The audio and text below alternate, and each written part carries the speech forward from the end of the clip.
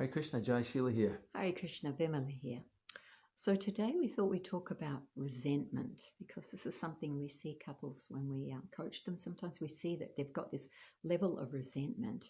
And we were thinking about it before and we thought, you don't start your relationship off usually, not a good sign if you do, but usually you don't start your relationship off with any level of resentment.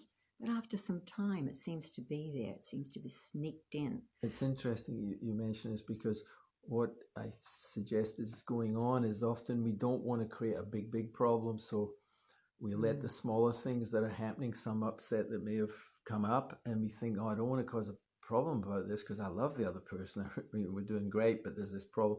So we stuff it under the rug in 5-drop terminology. We don't address it, and we think it's not worthwhile, really. And there's a reason, and it's kind of a good reason why a lot of people don't address it, and that's because they don't know how and they're scared.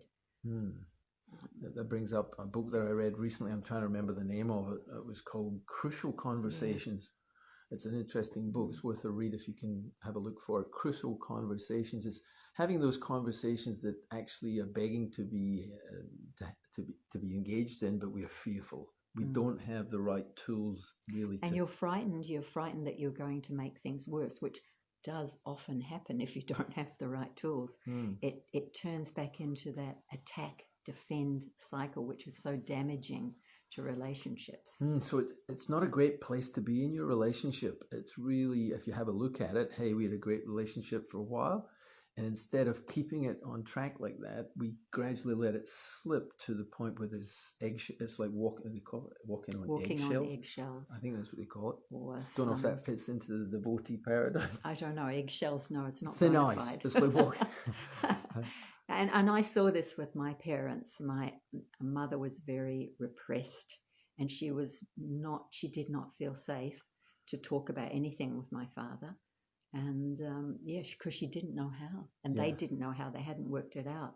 So there was this kind of horrible feeling. Yeah, and the horrible feelings, if you think about them, they come up: disappointment, unmet expectations. You were expecting things to be, and disappointment, frustration, anger. All these emotions start to come in, and they're not a pretty package to have sitting in the middle of or under that rug in your relationship. And one thing I noticed in my mother's case, my mother and father, was that my mother didn't say anything, but we could tell just by her look, us kids, we could tell when she looked at my dad that she was resentful. We could see it all over her face, that there was this resentment. So the 5-drop formula, we talked about tools, is going to equip you. It does equip you to look at whatever upsets come up, how to deal with it in a way that doesn't escalate the whole thing out of proportion.